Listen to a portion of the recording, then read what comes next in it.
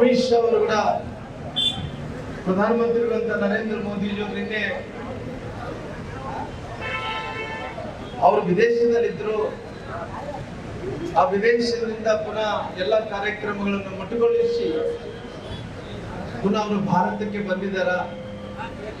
ಅಮಿತ್ ಶಾ ಅವರು ಕೂಡ ಕಾಶ್ಮೀರಕ್ಕೆ ಸೇರಿಕೊಂಡು ಆದ್ರೆ ಯಾರ್ಯಾರು ಏನೇನು ಸತ್ತಿದಾರೋ ಅವರೆಲ್ಲರೂ ಕೂಡ ಸಾಂತ್ವನ ಹೇಳಂತ ಕೆಲಸ, ಜೊತೆಲಿ ಅವರೆಲ್ಲರೂ ಕೂಡ ಯಾವ ಸ್ಥಳಕ್ಕೆ ಬೇರೆ ಬೇರೆ ಕಡೆ ಏನು ಸತ್ತಿದಾರೋ ಅವರೆಲ್ಲರೂ ಕೂಡ ಆ ಬಾಡಿಗಳನ್ನು ಬೇರೆ ಕಡೆ ಕಳಿಸುವಂತ ಕೆಲಸ ಮಾಡ್ತಾ ಇದ್ದಾರ. ಅದಕ್ಕೋಸ್ಕರವಾಗಿ ಇವತ್ತು ಇಂಥವ್ರನ್ನ ಬಿಟ್ಟು ಇಡೀ ಭಾರತದ ಮೇಲೆ ದಾಳಿ ಏನು ಮಾಡುತ್ತಾ ಇದ್ದಾರೋ, ಪಾಕಿಸ್ತಾನ ದೇಶ ಅನ್ನಂಥದ್ದು ಒಂದ್ ರೀತಿ ಹಿಟ್ಲರ್ ತರ ವರ್ತನೆಯನ್ನು ಕೂಡ ಒಂದು ಕಡೆ ಮಾಡ್ತಾ ಇದೆ. ಸಾಕಷ್ಟು ಮಂದಿ ನಮ್ಮ ದೇಶದ ಮೇಲೆ, ನಮ್ಮ ಸೈನಿಕರ ಮೇಲೆ ಪಾಕಿಸ್ತಾನ ದೇಶ ಹತ್ತತ್ರ 3-4 ಬಾರಿ ಅದು ದಾಳಿ ಮಾಡಿ ಅನೇಕ ಬಾರಿ ಕೂಡ ಸೋತಂತ ಉದಾಹರಣೆಗಳು ಕೂಡ ನಮ್ಮ ಹತ್ರ ಇದಾವ. ಹಂಗಾಗಿ ಇವತ್ತು ಧೈರ್ಯವಿಲ್ಲದಂತ ಪಾಕಿಸ್ತಾನ ದೇಶ ಎಲ್ಲ ಒಂದ್ ಕಡೆ ಉಗ್ರಗಾಮಿಗಳನ್ನು ಕಳಿಸಿ ಅಲ್ಲಿದ್ದಂತ ಟೆರರಿಸ್ಟ್ಗಳನ್ನು ಕೊಲ್ಲೋದ್ರ ಜೊತೆಲಿ ಅವ್ರು ಕೊಲ್ಲಂತ ಸಂದರ್ಭದಲ್ಲಿ ಅವರು ಹಿಂದೂಗಳ ಮುಸಲ್ಮಾನರ ಅಂತೇಳಿ ಕೇಳಿ ಅವ್ರು ಯಾರ್ಯಾರು ಹಿಂದೂಗಳಿದಾರ ಎಲ್ಲರೂ ಕೂಡ ಕೊಲ್ಲಂತ ಕೆಲಸ ಟೆರರಿಸ್ಟ್ಗಳು ಮಾಡಿದ್ದಾರೆ. ಬಹಳ ನಮ್ಮಿನ ಸಂಗೀತ ನಾನು ಕೂಡ ಯಾದಗಿರಿದಲ್ಲಿ ಹೇಳ್ತಾ ಈ ರೀತಿ ಆಗಬಾರ್ದಾಗಿತ್ತು, ಈ ರೀತಿ ದುರಂತ ಇವತ್ತು ಟೆರರಿಸ್ಟ್ಗಳು ಮಾಡಿದ್ದಾರೆ ಅನ್ನೋ ವಿಚಾರಗಳನ್ನು ಕೂಡ ಉಲ್ಲೇಖನ ಮಾಡುವಂತ ಕೆಲಸ ಮಾಡಿದೆ. ಹಂಗಾಗಿ ಇವತ್ತು ಟೆರರಿಸ್ಟ್ಗಳು ಈ ರೀತಿ ವಿಕೃತ ಕಾನೂನಿತರ ವಿಕೃತಗಳ ತರ ಏನು ಅವ್ರು ಮಾಡಿದಾರೋ ಅದನ್ನ ತೀವ್ರವಾಗಿ ಖಂಡಿಸೋದ್ರ ಜೊತೆಲಿ ಇವತ್ತು ಪ್ರತಿ ಕಡೆ ಕೂಡ ಇವತ್ತು ಈ ರಾಜ್ಯದಲ್ಲಿ ರಾಷ್ಟ್ರದಲ್ಲಿ ಕೂಡ ಇವತ್ತು ತೀವ್ರವಾಗಿ ಖಂಡಿಸುವಂತ ಕೆಲಸ ಕೂಡ ಮಾಡ್ತಾ ಇದ್ದಾರೆ. ಅದಕ್ಕೋಸ್ಕರವಾಗಿ ಇವತ್ತು ನಮ್ಮ ಭಾರತೀಯ ಜನತಾ ಪಾರ್ಟಿಯ ನಾಳೆ ನಡೆಯುವಂತ ಕಾರ್ಯಕ್ರಮಗಳನ್ನು ಆಲ್ರೆಡಿ ಬಳ್ಳಾರಿ ಬೇರೆ ಬೇರೆ ಜಿಲ್ಲೆಗಳಲ್ಲಿ ಇದ್ದಂತ ಕಾರ್ಯಕ್ರಮಗಳನ್ನು ರದ್ದು ಮಾಡಬೇಕು ಅಂತೇಳಿ ಪಕ್ಷದ ಅಧ್ಯಕ್ಷರು ತೀರ್ಮಾನ ತಗೊಂಡ ನಂತರ ಎಲ್ಲ ಕಾರ್ಯಕ್ರಮಗಳನ್ನು ಕೂಡ ಮುಂದಕ್ಕೆ ಅದನ್ನ ಪೋಸ್ಟ್ಪೋನ್ ಮಾಡಂತ ಕೆಲಸ ಕೂಡ ಮಾಡ್ತಾ ಇದೀವಿ.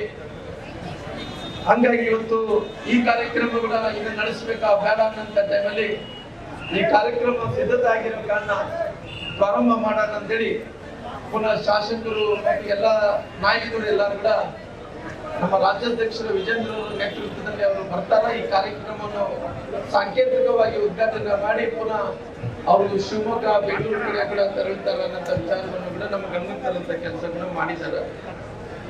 ಹಂಗಾಗಿ ಇವತ್ತು ಭಾರತ ದೇಶಕ್ಕೆ ಅನೇಕ ಬಾರಿ ಅವಕಾಶ ಬಂದಂತ ಟೈಮಲ್ಲಿ, ಯಾಕಂದ್ರೆ 1948ರಲ್ಲಿ ಕೂಡ ಸುಮಾರಾಗಿ ಅವತ್ತಿನ ಸಂದರ್ಭದಲ್ಲಿ ನಾವು ಅನ್ಕೊಂಡಿದ್ರಿಗಿನ ಇವತ್ತೇನು ಜಮ್ಮು ಕಾಶ್ಮೀರ ವಿಚಾರದಲ್ಲಿ ಇವತ್ತು ಪಾಕಿಸ್ತಾನದ ಅಲ್ಲಿದ್ದಂತ ಸೈನಿಕರು ಉಗ್ರಗಾಮಿಗಳು ಏನು ಹೋರಾಟವನ್ನು ಮಾಡ್ತಾ ಇದ್ರು, ಅವತ್ತಿನ 1948ರಲ್ಲೇ ರಾಹುಲ್ ಪಿಂಡೆ ತನಕ ಕೂಡ ನಾವು ಮನಸ್ಸು ಮಾಡಿದ್ರೆ ಅವತ್ತು ನಾವು ಅದನ್ನ ಪಾಕಿಸ್ತಾನ ಸಂಪೂರ್ಣವಾಗಿ ವಶವನ್ನು ಕೂಡ ಪಡ್ಕೊಂತ ಇದ್ದೀವಿ. ಅವತ್ತಿನ ಸಂದರ್ಭದಲ್ಲಿ ಬೇರೆ ಬೇರೆ ಕಾರಣಗಳಿಂದ ಅವತ್ತು ನಮ್ಮೆಲ್ಲ ಸೈನಿಕರನ್ನು ಹಿಂದಕ್ಕೆ ಬರುವಂತ ಕೆಲಸ ಕೂಡ ಅವತ್ತು ಸೂಚನೆಯನ್ನು ಮಾಡಿದ ನಂತರ ಮುಂದಿನ ದಿನಗಳಲ್ಲಿ ರಾಜಕಾರಣಿಗಳ ತಪ್ಪುಗಳಿಂದ ಅವತ್ತು ಕೂಡ ನಮ್ಗೆ ತೊಂದರೆ ಆಯಿತು ಅನ್ನೋ ವಿಚಾರವನ್ನು ಗಮನಕ್ಕೆ ತರೋದ್ರ ಜೊತೆಲಿ ಅನೇಕ ವಿಚಾರಗಳು, ಯಾಕಂದ್ರೆ ಆಮೇಲೆ ನಡೆದಂತ ಯುದ್ಧಗಳಲ್ಲಿ ಇವತ್ತು ಬಾಂಗ್ಲಾದಲ್ಲಿ ಯುದ್ಧ ನಡೆದಂತ ಟೈಮಲ್ಲಿ ಕೂಡ ಸುಮಾರಿಗೆ ಪಾಕಿಸ್ತಾನದಲ್ಲಿದ್ದಂತ ಸೈನಿಕರು ಹತ್ತತ್ರ 80,000 ಮಂದಿ ನಮ್ಮ ಜೊತೆ ನಿಂತರು. ನಮ್ಮ ಅವತ್ತು ಸೆರೆವಾಸಂದ್ರಿನ ನಮ್ಮ ಸೈನಿಕರ ಜೊತೆಲಿ ಪಾಕಿಸ್ತಾನದಲ್ಲಿ ಇದ್ದಂತ 80,000 ಮಂದಿ ಸೈನಿಕರು ಕೂಡ ಅವತ್ತು ನಮ್ಮ ವಶದಲ್ಲಿದ್ದಂತ ಟೈಮಲ್ಲಿ ಕೂಡ ಅವತ್ತು ಯಾವುದೇ ರೀತಿಯಲ್ಲಿ ಕೂಡ ತೀರ್ಮಾನವನ್ನು ತಗೊಂಡಿದ್ರೆ ಅವತ್ತು ಕೂಡ ಪಾಕಿಸ್ತಾನವನ್ನು ಆಕ್ರಮಣ ಮಾಡಿಕೊಳ್ಳುವಂತ ಕೆಲಸ, ಆಕ್ರಮಣ ಮಾಡಿಕೊಳ್ಳುವಂತ ಕೆಲಸಗಳನ್ನ ನಾವು ಮಾಡ್ತಿದ್ವಿ. ಅವತ್ತಿನ ಸಂದರ್ಭದಲ್ಲಿ ಕೂಡ ನಾವು ಬಿಟ್ಕೊಟ್ಟಿವಿ. ಅದಕ್ಕೋಸ್ಕರವಾಗಿ ಮುಂದಿನ ದಿನಗಳಲ್ಲಿ ಏನ್ ಮಾಡ್ಬೇಕು ಅನ್ನೋ ವಿಚಾರ ಬಂದಂತ ಟೈಮಲ್ಲಿ ಇವತ್ತು ಪ್ರಧಾನಮಂತ್ರಿಗಳು ಮತ್ತು ನಂತರ ಇವತ್ತು ಅಮಿತ್ ಶಾ ಅವರು ಗೃಹ ಮಂತ್ರಿಗಳು ಎಲ್ಲ ಕೂಡ ತೀರ್ಮಾನವನ್ನು ತಗೊಳ್ಳುವಂತ ಕೆಲಸ ಮಾಡ್ತಾರ. ನಾನು ಕೂಡ ಅನೇಕ ವಿಚಾರಗಳನ್ನು ಉಲ್ಲೇಖನ ಮಾಡಬೇಕಾಗಿತ್ತು. ಬೇರೆ ಬೇರೆ ಕಾರಣಗಳಿಂದ ನಾನು ಮುಂದಕ್ಕೆ ತರಲೇಬೇಕಾಗಿದೆ. ಅಮಿತ್ ಶಾ ಅವರು ಕೂಡ ಪ್ರಧಾನಮಂತ್ರಿಗಳಂತ ನರೇಂದ್ರ ಮೋದಿ ನಿನ್ನೆ ಅವರು ವಿದೇಶದಲ್ಲಿದ್ರು. ಆ ವಿದೇಶದಿಂದ ಪುನಃ ಎಲ್ಲ ಕಾರ್ಯಕ್ರಮಗಳನ್ನು ಮೊಟಕುಗೊಳಿಸಿ ಪುನಃ ಅವರು ಭಾರತಕ್ಕೆ ಬಂದಿದ್ದಾರ. ಅಮಿತ್ ಶಾ ಅವರುಗಳು ಕಾಶ್ಮೀರಕ್ಕೆ ಸೇರಿಕೊಂಡು ಆದ್ರೆ ಯಾರ್ಯಾರು ಏನೇನು ಸತ್ತಿದಾರೋ ಅವರೆಲ್ಲರೂ ಕೂಡ ಸಾಂತ್ವನ ಹೇಳಂತ ಕೆಲಸ, ಜೊತೆಲಿ ಅವರೆಲ್ಲರೂ ಕೂಡ ಯಾವ ಸ್ಥಳಕ್ಕೆ ಬೇರೆ ಬೇರೆ ಕಡೆ ಏನು ಸತ್ತಿದಾರೋ ಅವರೆಲ್ಲರೂ ಕೂಡ ಆ ಬಾಡಿಗಳನ್ನು ಬೇರೆ ಕಡೆ ಕಳಿಸುವಂತ ಕೆಲಸ ಮಾಡ್ತಾ ಇದ್ದಾರ. ಅದಕ್ಕೋಸ್ಕರವಾಗಿ ಇವತ್ತು ಇಂಥವ್ರನ್ನ ಬಿಟ್ಟು ಇಡೀ ಭಾರತದ ಮೇಲೆ ದಾಳಿ ಏನು ಮಾಡುತ್ತಾ ಇದ್ದಾರೋ, ಪಾಕಿಸ್ತಾನ ದೇಶ ಅನ್ನಂಥದ್ದು ಒಂದ್ ರೀತಿ ಹಿಟ್ಲರ್ ತರ ವರ್ತನೆಯನ್ನು ಕೂಡ ಒಂದು ಕಡೆ ಮಾಡ್ತಾ ಇದೆ. ಸಾಕಷ್ಟು ಮಂದಿ ನಮ್ಮ ದೇಶದ ಮೇಲೆ, ನಮ್ಮ ಸೈನಿಕರ ಮೇಲೆ ಪಾಕಿಸ್ತಾನ ದೇಶ ಹತ್ತತ್ರ 3-4 ಬಾರಿ ಅದು ದಾಳಿ ಮಾಡಿ ಅನೇಕ ಬಾರಿ ಕೂಡ ಸೋತಂತ ಉದಾಹರಣೆಗಳು ಕೂಡ ನಮ್ಮ ಹತ್ರ ಇದಾವ. ಹಂಗಾಗಿ ಇವತ್ತು ಧೈರ್ಯವಿಲ್ಲದಂತ ಪಾಕಿಸ್ತಾನ ದೇಶ ಎಲ್ಲ ಒಂದ್ ಕಡೆ ಉಗ್ರಗಾಮಿಗಳನ್ನು ಕಳಿಸಿ ಅಲ್ಲಿದ್ದಂತ ಟೆರರಿಸ್ಟ್ಗಳನ್ನು ಕೊಲ್ಲೋದ್ರ ಜೊತೆಲಿ ಅವ್ರು ಕೊಲ್ಲಂತ ಸಂದರ್ಭದಲ್ಲಿ ಅವರು ಹಿಂದೂಗಳ ಮುಸಲ್ಮಾನರ ಅಂತೇಳಿ ಕೇಳಿ ಅವ್ರು ಯಾರ್ಯಾರು ಹಿಂದೂಗಳಿದಾರೋ ಎಲ್ಲರೂ ಕೂಡ ಕೊಲ್ಲಂತ ಕೆಲಸ ಟೆರರಿಸ್ಟ್ಗಳು ಮಾಡಿದ್ದಾರೆ. ಬಹಳ ನಮ್ಮಿನ ಸಂಗೀತ. ನಾನು ಕೂಡ ಯಾದಗಿರಿದಲ್ಲಿ ಹೇಳ್ತಾ ಈ ರೀತಿ ಆಗಬಾರ್ದಾಗಿತ್ತು. ಈ ರೀತಿ ದುರಂತ ಇವತ್ತು ಟೆರರಿಸ್ಟ್ಗಳು ಮಾಡಿದ್ದಾರೆ ಅನ್ನೋ ವಿಚಾರಗಳನ್ನು ಕೂಡ ಉಲ್ಲೇಖನ ಮಾಡುವಂತ ಕೆಲಸ ಮಾಡಿದೆ.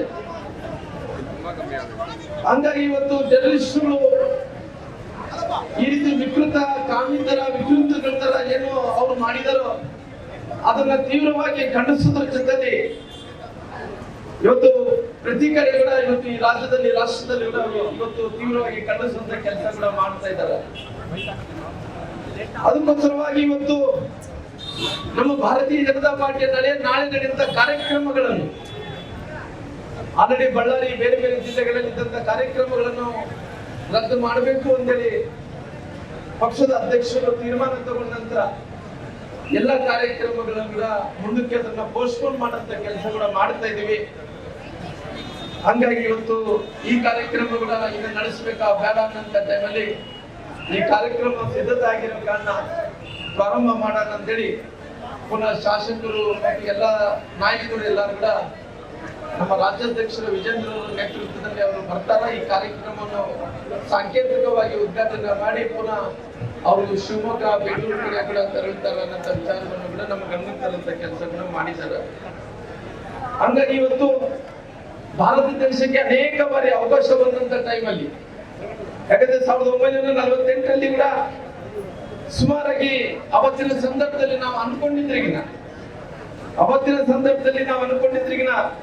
ಇವತ್ತೇನು ಜಮ್ಮು ಕಾಶ್ಮೀರ ವಿಚಾರದಲ್ಲಿ ಇವತ್ತು ಪಾಕಿಸ್ತಾನದ ಅಲ್ಲಿದ್ದಂತ ಸೈನಿಕರು ಉಗ್ರಗಾಮಿಗಳು ಏನು ಹೋರಾಟವನ್ನು ಮಾಡ್ತಾ ಇದ್ರು, ಅವತ್ತಿನ 1948ರಲ್ಲಿ ರಾಹುಲ್ ಪಿಂಡೆ ತನಕ ಕೂಡ ನಾವು ಮನಸ್ಸು ಮಾಡಿದ್ರೆ ಅವತ್ತು ನಾವು ಅದನ್ನ ಪಾಕಿಸ್ತಾನ ಸಂಪೂರ್ಣವಾಗಿ ವಶವನ್ನು ಕೂಡ ಪಡ್ಕೊಂತ ಇದ್ದೀವಿ.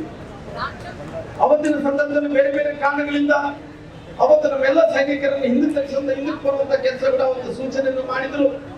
ಸೂಚನೆಯನ್ನು ಮಾಡಿದ ನಂತರ ಮುಂದಿನ ದಿನಗಳಲ್ಲಿ ರಾಜಕಾರಣಿಗಳ ತಪ್ಪುಗಳಿಂದ ಅವತ್ತು ಕೂಡ ನಮ್ಗೆ ತೊಂದರೆ ಆಯಿತು ಅನ್ನೋ ವಿಚಾರವನ್ನು ಗಮನಕ್ಕೆ ತರೋದ್ರ ಜೊತೆಲಿ ಅನೇಕ ವಿಚಾರಗಳು, ಯಾಕಂದ್ರೆ ಆಮೇಲೆ ನಡೆದಂತ ಯುದ್ಧಗಳಲ್ಲಿ ಇವತ್ತು ಬಾಂಗ್ಲಾದಲ್ಲಿ ಯುದ್ಧ ನಡೆದಂತ ಟೈಮಲ್ಲಿ ಕೂಡ ಸುಮಾರಿಗೆ ಪಾಕಿಸ್ತಾನದಲ್ಲಿದ್ದಂತ ಸೈನಿಕರು ಹತ್ತಿರ 80,000 ಮಂದಿ ನಮ್ಮ ಜೊತೆ ಇದ್ರು. ನಾವು ಅವತ್ತು ಸೆರೆವಾಸಂದಿನ ನಮ್ಮ ಸೈನಿಕರ ಜೊತೆಲಿ ಪಾಕಿಸ್ತಾನದಲ್ಲಿ ಇದ್ದಂತ 80,000 ಮಂದಿ ಸೈನಿಕರು ಕೂಡ ಅವತ್ತು ನಮ್ಮ ವಶದಲ್ಲಿದ್ದಂತ ಟೈಮಲ್ಲಿ ಕೂಡ ಅವತ್ತು ಯಾವುದೇ ರೀತಿಯಲ್ಲಿ ಕೂಡ ತೀರ್ಮಾನವನ್ನು ತಗೊಂಡಿದ್ರೆ ಅವತ್ತು ಕೂಡ ಪಾಕಿಸ್ತಾನವನ್ನು ಆಕ್ರಮಣ ಮಾಡಿಕೊಳ್ಳುವಂತ ಕೆಲಸ, ಆಕ್ರಮಣ ಮಾಡಿಕೊಳ್ಳುವಂತ ಕೆಲಸಗಳನ್ನು ನಾವು ಮಾಡ್ತಿದ್ದೀವಿ. ಅವತ್ತಿನ ಸಂದರ್ಭದಲ್ಲಿ ಕೂಡ ನಾವು ಬಿಟ್ಕೊಟ್ಟಿವಿ. ಅದಕ್ಕೋಸ್ಕರವಾಗಿ ಮುಂದಿನ ದಿನಗಳಲ್ಲಿ ಏನ್ ಮಾಡ್ಬೇಕು ಅನ್ನೋ ವಿಚಾರ ಬಂದಂತ ಟೈಮಲ್ಲಿ ಇವತ್ತು ಪ್ರಧಾನಮಂತ್ರಿಗಳು ಮತ್ತು ನಂತರ ಇವತ್ತು ಅಮಿತ್ ಶಾ ಅವರು ಗೃಹ ಮಂತ್ರಿಗಳು ಎಲ್ಲರೂ ಕೂಡ ತೀರ್ಮಾನವನ್ನು ತಗೊಳ್ಳುವಂತ ಕೆಲಸ ಮಾಡ್ತಾರ.